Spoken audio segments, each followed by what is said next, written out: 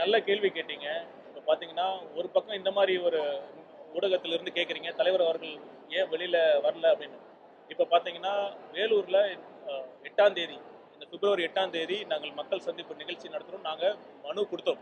காவல்துறையிடம் மனு கொடுத்து சில தினங்களிலே வேலூரில் முதல்வர் அவர்களோட நிகழ்ச்சி நடக்குதுன்னு சொல்லி அதை காரணமாக காட்டி எங்கள் தலைவரின் நிகழ்ச்சிக்கு அனுமதி மறுக்கப்பட்டது. இதுதான் உண்மை.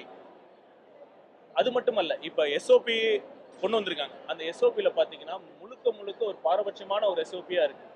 இப்ப அங்கீகரிக்கப்பட்ட அரசியல் கட்சிக்கு முன்னுரிமை கொடுக்கப்படும் சொல்றாங்க.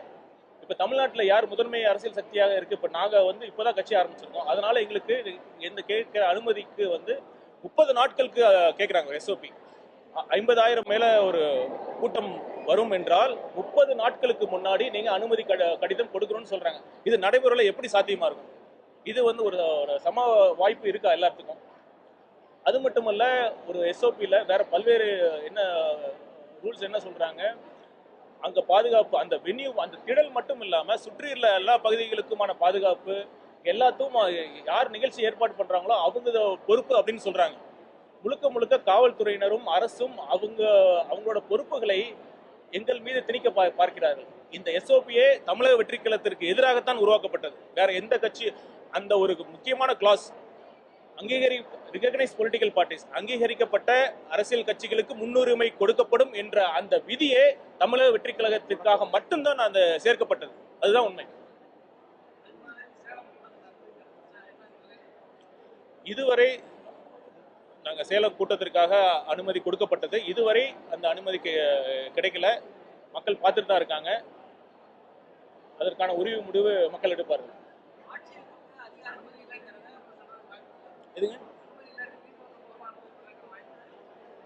எங்கள் தலைவர் அவர்கள் மக்களை சந்திப்பதை யாராலும் தடுக்க முடியாது. அதற்கான மாற்று ஏற்பாடுகளை நாங்கள் அதுக்கும் பிளான் பண்ணிட்டு தான் இருக்கோம். அது நடக்கிறப்ப தெரியும்.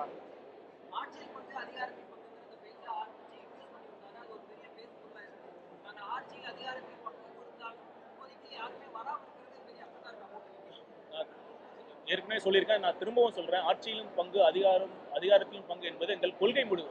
அரசியல் கட்சி சில கட்சிகள் கூட்டணி வரணும், கூட்டணி வந்தாதான் நாங்கள் ஜெயிக்க முடியும் அப்படிங்கிற எதிர்பார்ப்பு இல்லை. அது ஒரு கொள்கை முடிவு. அதனாலதான் முதல் மாநாட்டிலே அதை தெளிவாக சொல்லியிருக்கிறார். அப்பொழுது எந்த கட்சியும் கூட்டணி வரும் அப்படின்னு எதிர்பார்த்தெல்லாம் பண்ணல. இது எங்கள் கொள்கை முடிவு.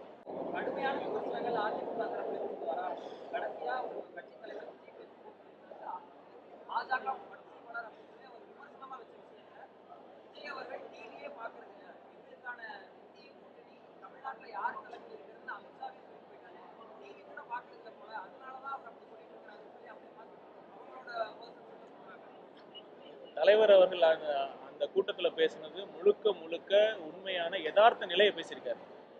அதிமுக ஒரு தலைமை, ஒரு கூட்டணிக்கு தலைமைங்கிறது தானா உருவானும். ஒருத்தர் சொல்லி இவர் தலைமை நீங்க எடுத்துக்கங்கன்னு ஒருத்தர் சொல்லக்கூடாது.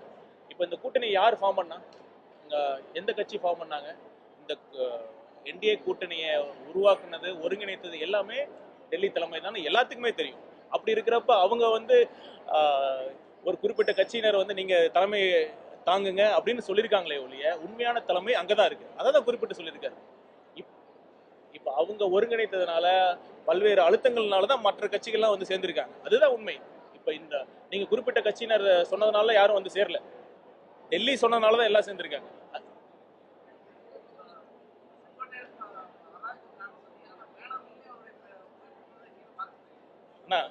அதெல்லாம் எந்த பிரச்சனையும் இல்லை.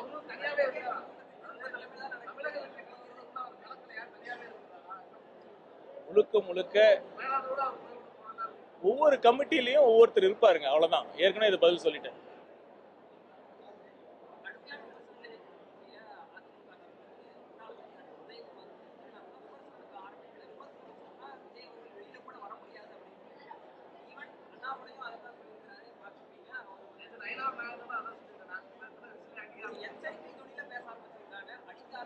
அவங்க ஆரம்பிக்கலாம். ஆனா நாங்க தெளிவா இருக்கோம். எங்களோட அரசியல் எதிரி திமுக மட்டும்தான். திமுக ஆளும் கட்சி. அந்த திமுக என்ற தீய சக்தியை வீழ்த்துவது மட்டும்தான் எங்கள் கோரிக்கை, எங்கள் இலக்கு. பாஜக எங்கள் கொள்கை எதிரி என்று தெளிவாக சொல்லியிருக்கிறோமே. இப்ப தமிழ்நாட்டுல யார் இருக்காங்க? திமுக இருக்கு. திமுக வீழ்த்துவதற்கு தான் ரெண்டுமே பிரதானம் தான். இப்ப வரப்போறது தேர்தல் அரசியல் தானே. அரசியல் எலெக்ஷன் தான் நடக்க போகுது. இந்த தேர்தலே கொள்கையின் அடிப்படையில் இங்க பாருங்க, இந்த நடக்க போற சட்டமன்ற தேர்தலே கொள்கையின் அடிப்படையில் தான் நடக்க போகுது. அதனால கொள்கை ரீதியாக நாங்கள் தெளிவாக இருக்கோம், அரசியல் ரீதியாக நாங்கள் தெளிவாக இருக்கோம். இது வந்து அரசியல் தேர்தல். அதனால திமுகவை வீழ்த்துவோம், கொள்கை ரீதியாக வீழ்த்துவோம். பிளே ஸ்டோர் மற்றும் ஆப் ஸ்டோரில் இருந்து பாலிமர் செயலியை QR கோடு மூலம் பதிவிறக்கம் செய்யுங்கள். செய்திகளை உடனுக்குடன் பெறுங்கள்.